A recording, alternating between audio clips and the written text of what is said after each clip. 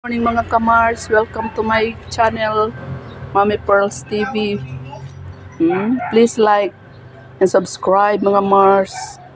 Kani nga mga similya na ako sa ampalaya mga Mars, gikan sa labas, akong gitry lang yun i-drink.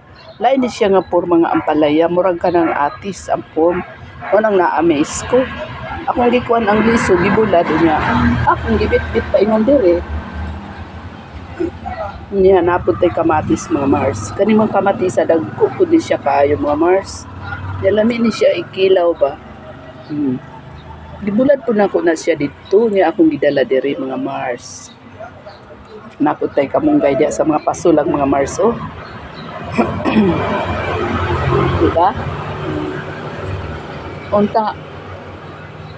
Healthy ni silang tanan mga Mars. Aron ni update ta mo ani inig mamunga na ni. Naputay ginger mga kamars. Naputay kalabo, oregano. Hindot po din siya mga panglamas mga Mars. Paso lang yun na siya mga Mars kay wala man tayo dakong space din. So, mag-initiative na lang tao pamaagi kay para makatanom yun. Diba mga Mars? Kunta mutubo di sila nga healthy aron na atay mapupo nga bunga. Napod tayo limang sito diri kalamansi di ay mga Mars. Nagyapon sa paso.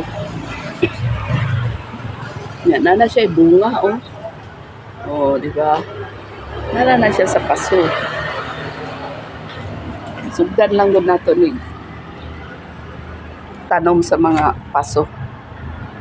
So kung sa mga gulay-gulay makita nato, itanom nato, i-try nato pananong mga Mars. Para ta maka-harvest. Maulang to. Please subscribe and like, follow mga kamars. Thank you for watching. Bye-bye.